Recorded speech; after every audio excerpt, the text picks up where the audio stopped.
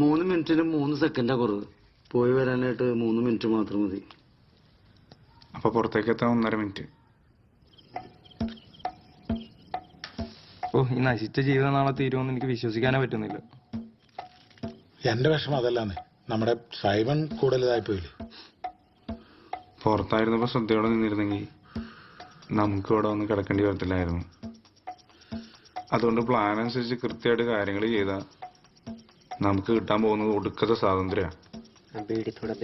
നാളെ വെളുപ്പിന് 3:15 special train നമ്മൾ പോകും. അതിന് പോയേ പറ്റൂ. അല്ലെങ്കിൽ അടുത്ത വ്യാഴാഴ്ച വരെ നമ്മൾ വെയിറ്റ് ചെയ്യേണ്ടി വരും. ട്രെയിനിന്റെ ചൂളം കൂടി കേൾക്കാൻ തുടങ്ങിയാൽ നമ്മളിവിടെ നിന്ന് ഇറങ്ങി തുടങ്ങും. നമുക്ക് സ്റ്റേഷനിലെത്താൻ 10 മിനിറ്റ് മാത്രം. ഇവിടെ നിന്ന് മതിൽക്കെട്ടിന്റെ താഴെ എത്താൻ 3 മിനിറ്റ്. അവിടെ നിന്ന് റെയിൽവേ ട്രാക്കിലേക്ക് ഓടിയെത്താൻ വീണ്ടും 3 മിനിറ്റ്. ട്രാക്കിൽ കൂടി ഓടി പ്ലാറ്റ്ഫോമിലെത്തി ട്രെയിനിൽ കയറാൻ 3 മിനിറ്റ്. അപ്പൊ ബാക്കി 1 മിനിറ്റോ? നമ്മുടെ പോക്കിന് തടസ്സമായത് എന്ത് ഒഴിവാക്കാൻ ആ 1 മിനിറ്റ്.